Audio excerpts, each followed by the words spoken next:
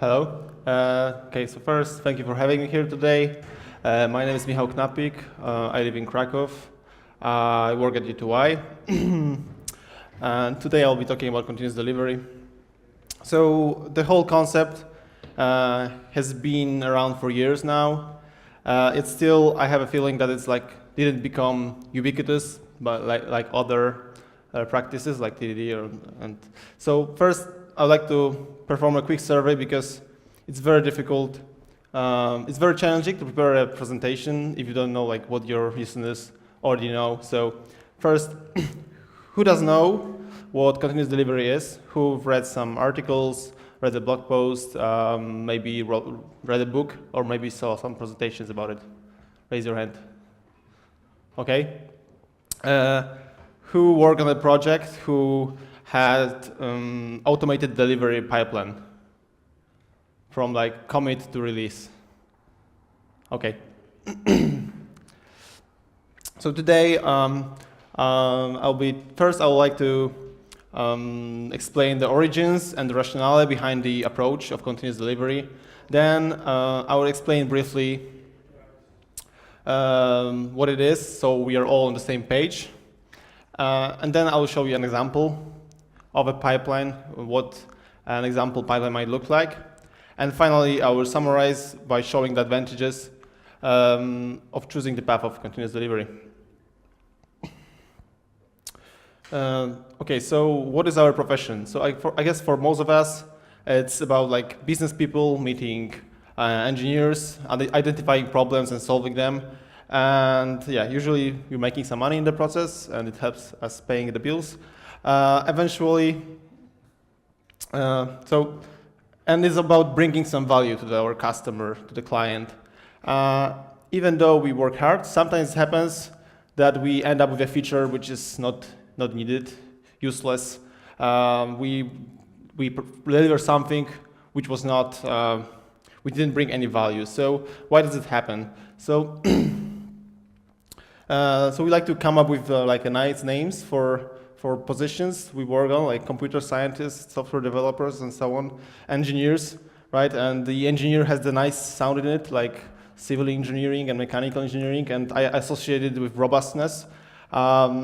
Yet, when we compare civil engineering and writing computer programs, I don't know, I don't hear often about building crashing. So there was a nice comparison between bridge building and building software in buildings microservices by Sam Newman, and there was this question of robustness. Why those two fields are so different?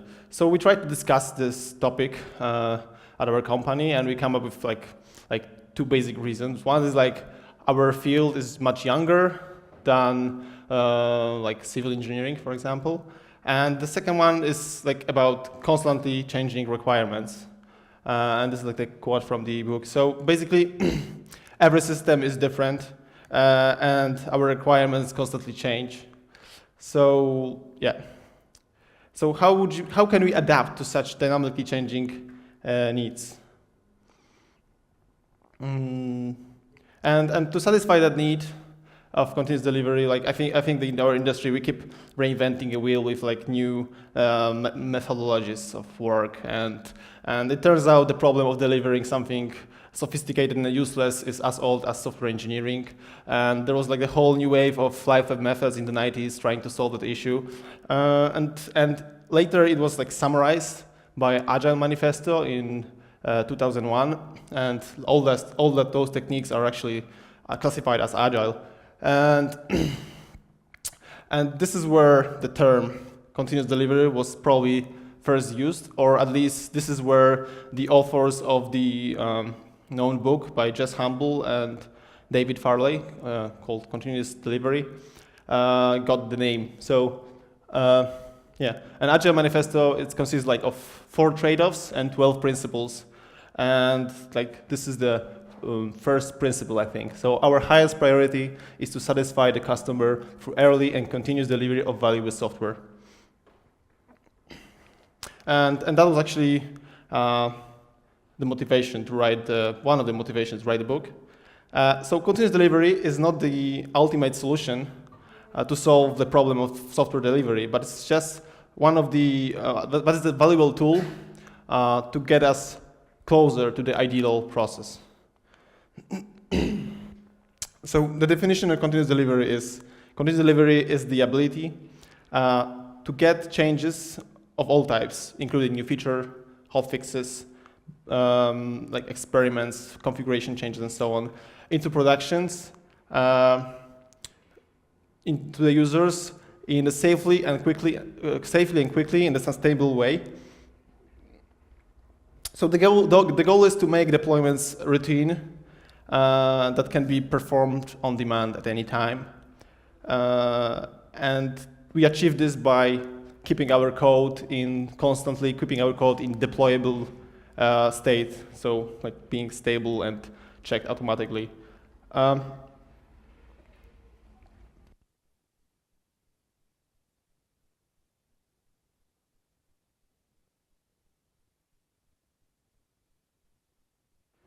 Okay, so these are the ingredients of continuous delivery. So continuous delivery has many principles, but those are like the one I want to highlight.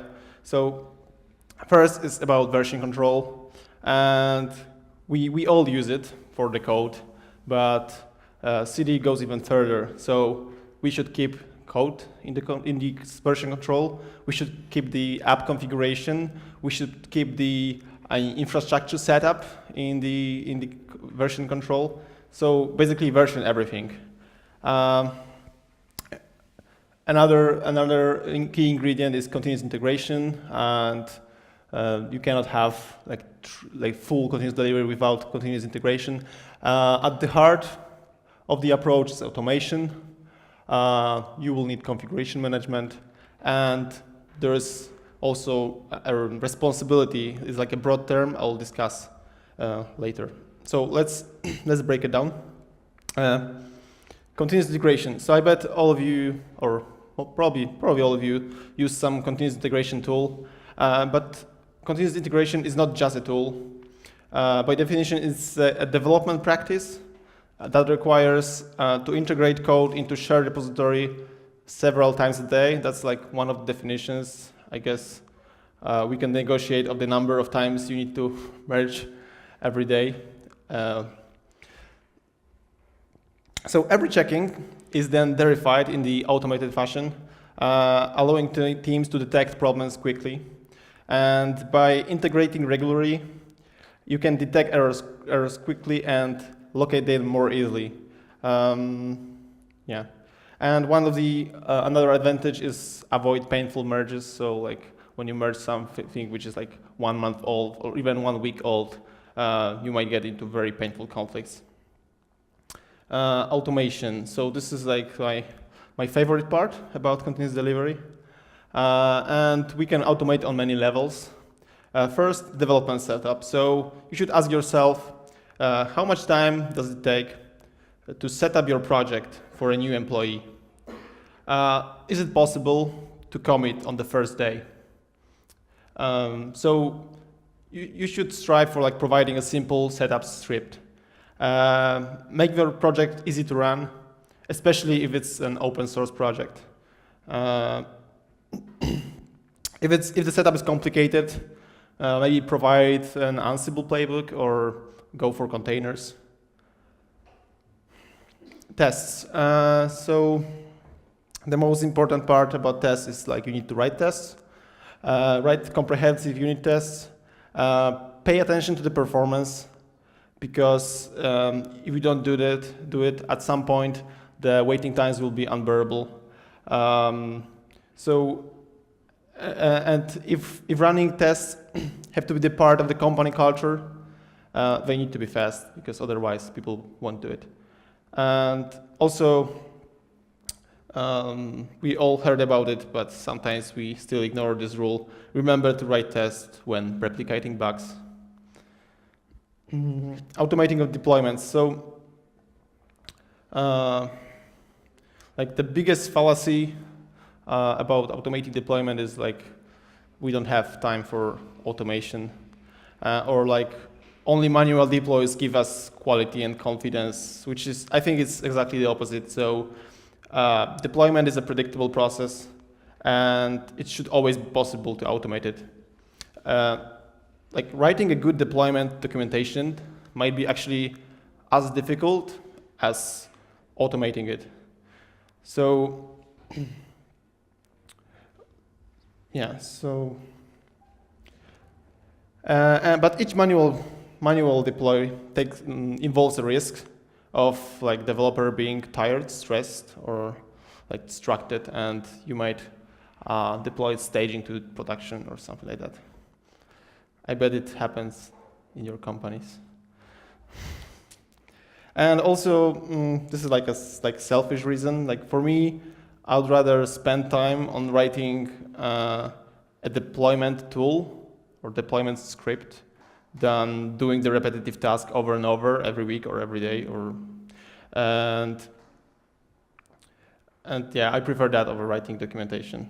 And also, have deployment scripts in your source control as well. That's very important. Infrastructure. Now we have a lot of useful tools for managing infrastructure in the automated fashion. I recommend Terraform. You can also use Packer or Chef. I think like the ideal is that you should automate to the extent that you are able to spin off a new environment within like minutes. And again, source control for that as well. So there are many ways to cover configuration management, and it's like a very complicated topic, especially if you have many environments. So I will give you just a couple of easy tips. Like I recommend 12-factor way of providing configuration to the app through end variables over files. And this is like very good for starting. If it gets more complicated, your application gets more complicated, like consider, I don't know, maybe writing some, like introducing Chef, or for something more complicated, even more complicated, you can use like distributed configuration managers like Console or Zookeeper. And the last but not least, and actually probably the most important one, like continuous delivery empowers your teams by making the whole delivery process transparent and documented by code. And the whole responsibility part plays very nicely with DevOps movement. And what is DevOps? Like DevOps is just people talking to each other. So and it's so we should all be responsible for the features, from writing it till like delivering it to production, or maybe even like beyond. And operations should cooperate with developers, like helping build quality in. And definition of done is when it's released. And of course, continuous delivery, it's not a silver bullet. It's just a set of practices which requires discipline and communication. And I think the technical challenges are actually simpler than triggering a cultural shift in your company, in your organizations. So yeah, you probably will have, if you want to do continuous integration in your company, you probably have to convince your team and give it a try.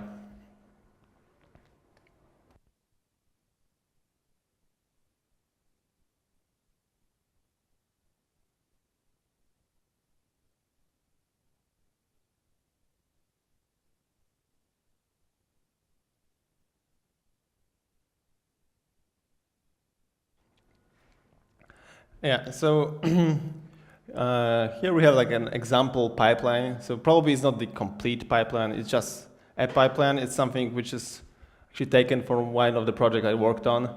And I would like to break it down and explain steps there.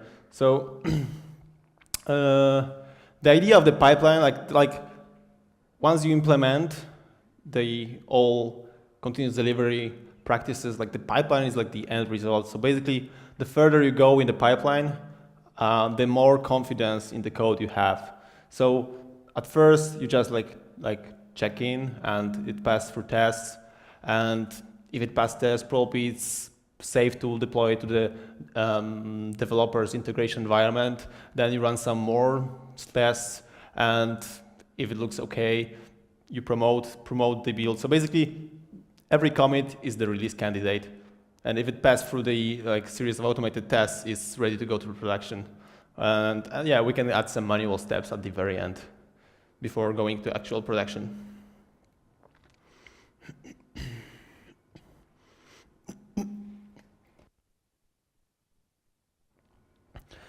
Okay, so I would like to give you a couple of tips which I learned while trying to implement some ideas from continuous delivery. So first, with tests, write automated unit tests and make them fast. Because if as I already said, and I put a strong emphasis of it, if it takes too long to run tests, people would hesitate to run them on local machines. And even if you run it on the CI and it takes 1 hour, it's probably too long because you need to context switch between tasks and so on. So another eternal enemy of test suite is flaky tests. So basically, flaky test is indeterministic test, or basically a test which is unreliable and fails randomly. So if you don't want to lose the confidence in your test suite, all tests should be deterministic, and they shouldn't say, okay, oh, I know this test, I've already seen it, it fails twice a year or something like that. And this is my personal opinion, but immediately fix or remove pending tests, because you will never go back to fix them. And also another important factor when running tests, both on local machines and on CI, is run on the environment which is as possible to the production as close to production, as similar to production as possible.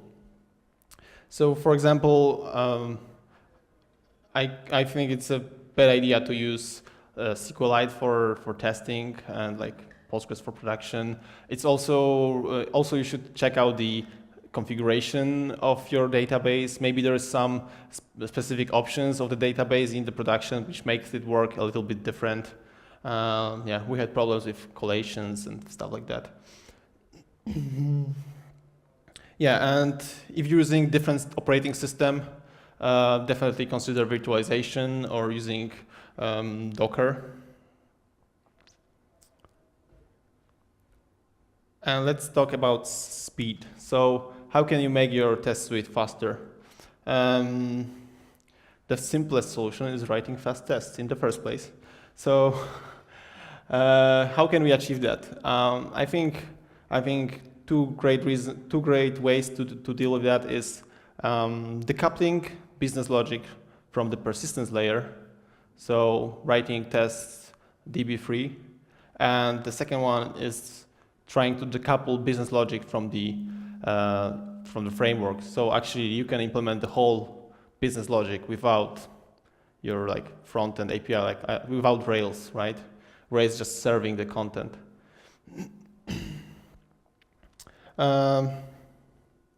Yeah. The other thing is more like a cultural tip. So identify slow tests from time to time and try to investigate them and eliminate them. Fix them, sorry. And of course, don't underestimate the hardware. You can always make your test faster by using a greater machine or scaling out and using more machines. Okay, now some technology-specific tips. So first, regarding writing tests in Rails, we can, I think it's default in new RSpec projects, we can have two helpers for plain old Ruby object, classes, files which don't require Rails, and the helper which includes the whole Rails environment. This way, if you run only tests which don't depend on the Rails, they will be very fast.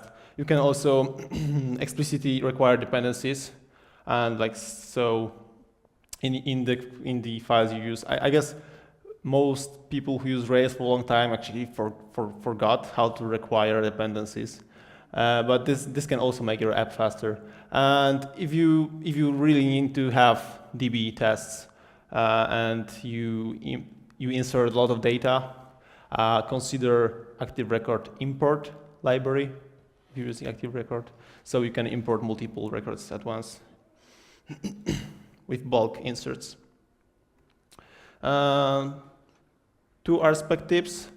I think there's a very underestimated library called Database Rewinder. So by default, Rails uses transactional fixtures, which means it opens a transaction on each before, which is very convenient, but truncates can be faster.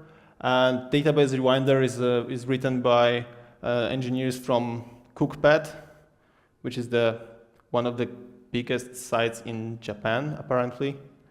And yeah, it records the inserts to the database and truncate only the tables which were used in the test. And again, this is like no magic, but run RSpec with profile and pay attention to those like 10 slowest tests. And if they are significantly slower than the rest, try to fix them. And yeah, last but not least, parallel test is a great tool for development. It forks the process and run tests in parallel. It's fairly easy to set up, and I highly recommend it. For CI, I think a better choice might be Knapsack.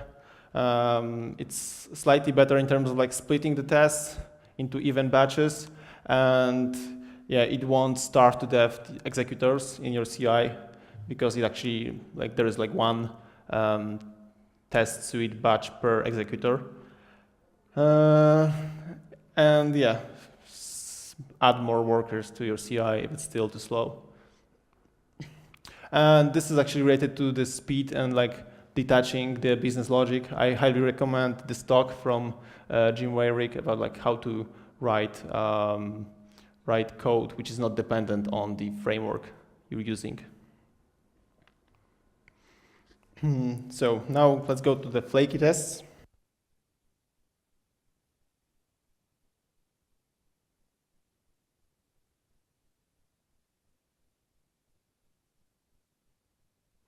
Yeah, there are many ways in which your test may become like random, apparently random. So very easy. The first mistake might be don't rely on the order of records in the database. Like it's not until you use order by, it's not defined. So remember about that. Time is a bitch. That's what my last project taught me. So there are many issues with time and tests. One is like parsing a time in the time zone of the computer. So on different machine, you might expect different results because the time parse is like a heuristic, right? So, and it takes into consideration the local time zone. Like using time now multiple times in tests. So you need to freeze time or maybe assign this time now to the variable. Yeah, daylight saving time. So how many hours does a day have? Like general 24, but not always. So you might have tests which fails twice a year because it's like 23 and 25 once a year. Raise autoload.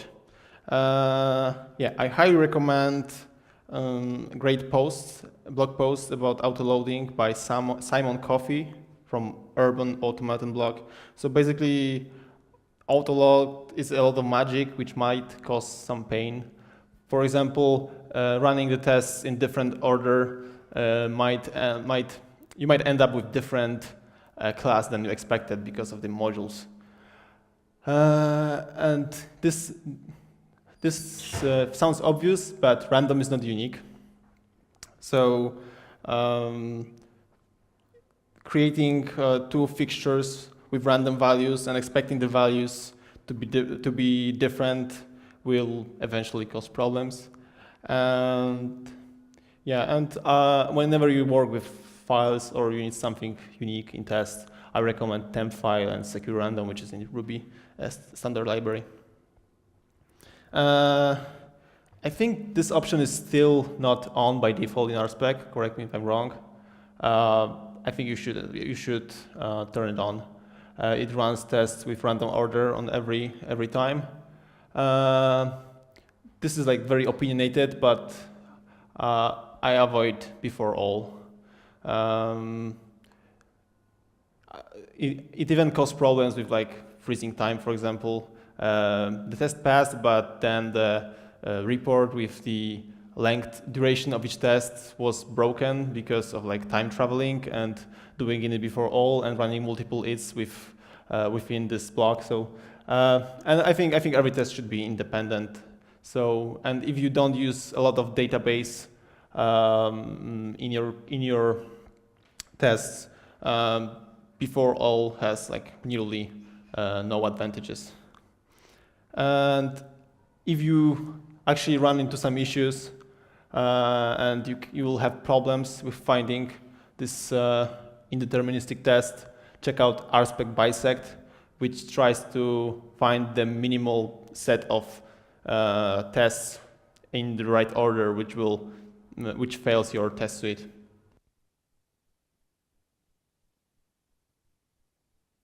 Yeah, so this is a stage which in compiled languages would probably involve like building the app, compiling it, and creating a binary. For Ruby, it might be building dependencies and bundling it within the artifact. So basically, in Ruby, I think we can run this in parallel with tests, and we build it so we can use this artifact later, and it will be something which we will deploy. So what are the possible formats?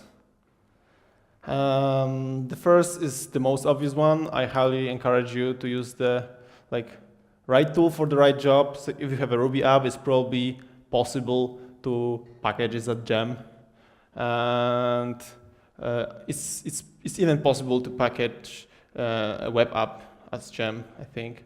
So also system packages. This is an option. We managed to use it once in the project. It's not as easy to set up, but the operations would love you for that. TAR is like a simple solution. Container, that's getting a lot of attention, so we can build a container which will be equally good for development and production, and then we can put it in the container registry. So it's definitely an option.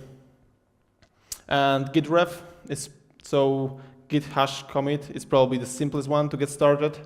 However, I think it has some drawbacks, you will have to build dependencies on the production server, so you'll have to install libxml2 to build Nokogiri, and it won't be as fast, and so on and so forth. So I personally prefer to, if possible, it would be nice to have a system package, and then the install will be super fast, but it's probably not the easiest one to set up. If you would like to try packaging your app as system packages, there is a great tool called FPM. It supports dozens of source packages from many different languages and many target platforms. Packager, haven't tried it, but it's also an alternative.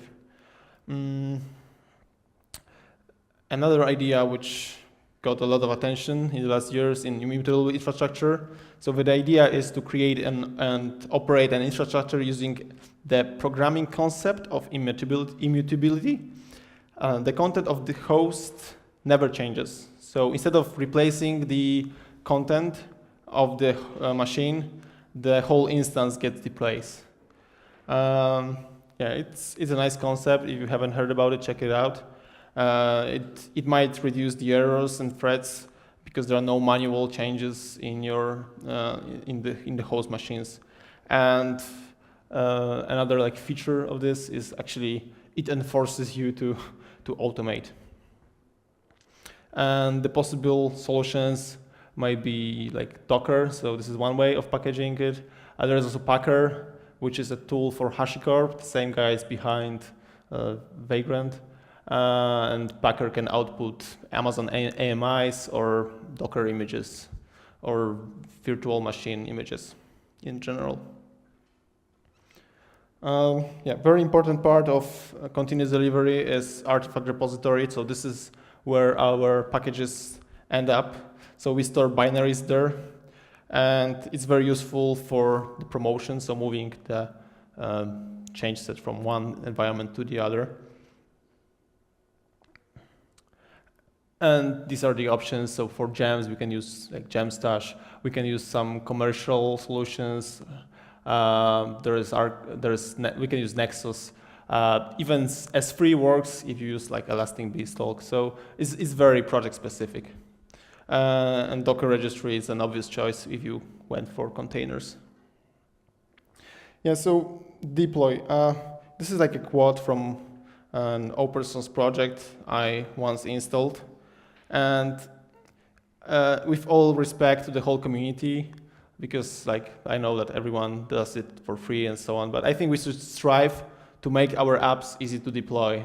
And you work in the technology, like you work in Ruby every day, so you know everything about it, like all the tooling. But people who might actually like want to deploy it might have various levels of expertise. So it would be nice to package it into something which is like native to the ecosystem. Runtime environment on your machines. I think RVM is great for development, but I don't think it's necessary on production. I think the system packages are best. Often you get outdated version in your operating system, but there are community repositories which are well maintained, and you end up with the like patched version of Ruby all the time because you use system package manager, which is reliable. So if you want to use Ubuntu or like Debian with check out Brightbox repository for Ruby.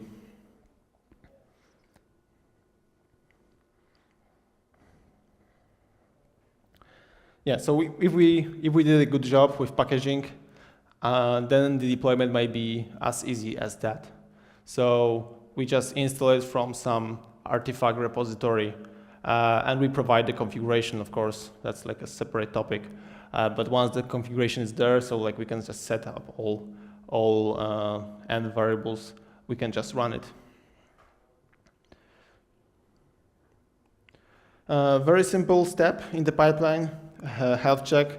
That's just like a sanity check. So we should, if we provide an API, it's a nice pattern to write simple action HTTP resource, which you could just like CURL and check if everything's fine. So you can check if all the configuration is there and if you can connect to other machines. So you can detect like firewall problems or missing credentials. And yeah, and if it fails, then your build becomes red and you need to investigate. So acceptance tests are usually performed on deployed applications. They are slower, so that's why we run them later, but they allegedly give us higher confidence that our change set is working. So yeah, we can perform it on the API level, or we can do the UI testing with Selenium or other engines. And promotion. So promotion is taking like a set of configuration, taking a code which was tested in some environment and promoting it to the more stable environment. And so because having confidence that we already deployed it to one environment, we know that it should work in the next one with like new configuration. Then we can perform a smoke test. Like this is something we can perform on production as one of the last steps. The name comes from actually 19th century, from plumbing, where you would build a system of pipes and fill it with then actual smoke, and then check visibly if it leaks. So if it doesn't leak, it's probably okay. So this is something very simple, like a basic sanity check. We can have a couple of short tests, like trying to register in our app through API or through the website, running a custom reports. This will like improve our confidence even further, and it might unravel some problems with particle environment configuration, which we didn't catch earlier, and it might also expose networking problems. Yeah, so we spent this time, all this, and what do we have?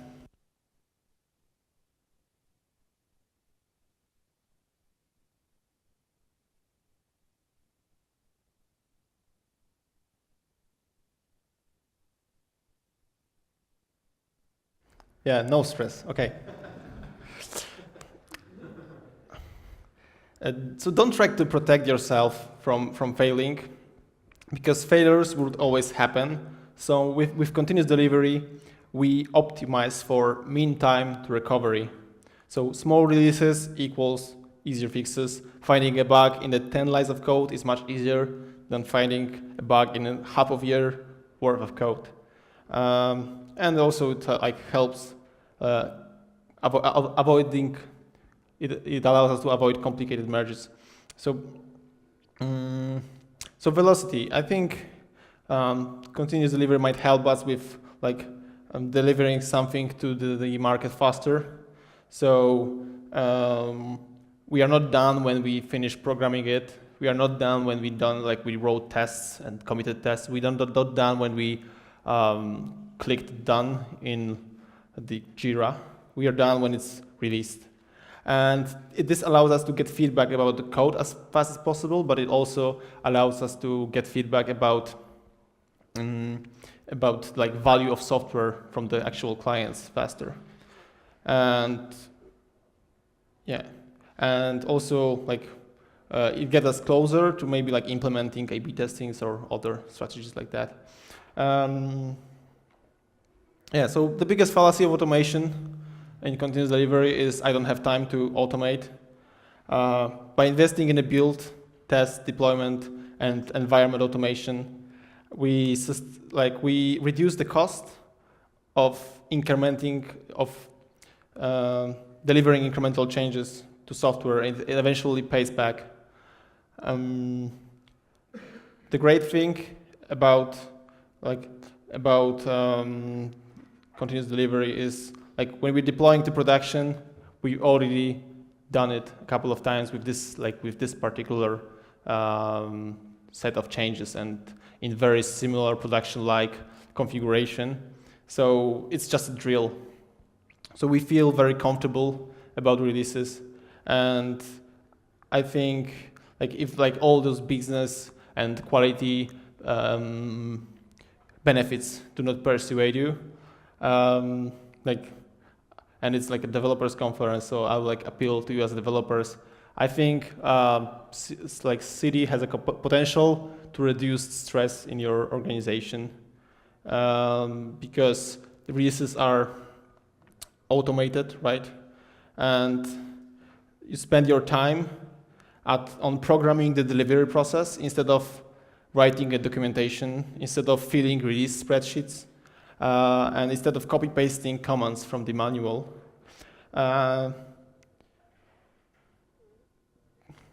So we lower the stress because we allow computers do what they do best, like being deterministic and performing quickly tedious tasks. So yeah, like the benefit is that you can feel comfortable about running a deployment on Friday. Yeah. So this is a screenshot from like Jenkins UI, and the last step is actually like waiting for the manual click should we proceed to deploy to integration. You don't have to implement everything at once. Like try things, pick some parts of it, try to implement it, and maybe and see what fits you best. Thanks.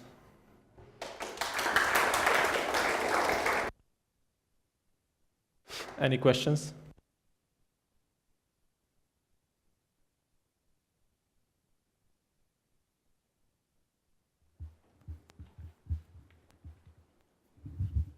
All right, so what's your idea of doing CI/CD with microservices or service-oriented architecture when you have like basically multiple applications in multiple versions, and let's say that it's tens or hundreds of those? Yeah, yeah. I think like mixing those two approaches is challenging, but still it's doable. And I think it actually doesn't differ that much. Like when you do the microservices, whether you use continuous delivery or not, you still should, because there is no such thing as there is no such thing as doing the deploy of two different applications at the same time. You still should make your API backward compatible. So when you so you can only add things to the API, and whenever you change, you should keep the old API for a while until all clients stop using it. And I think it plays nicely with continuous delivery, because if the contract between microservices is broken, it might be detected on like end-to-end tests in later stages.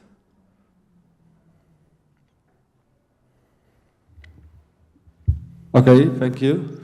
Thanks. Any other question? Okay, thank you.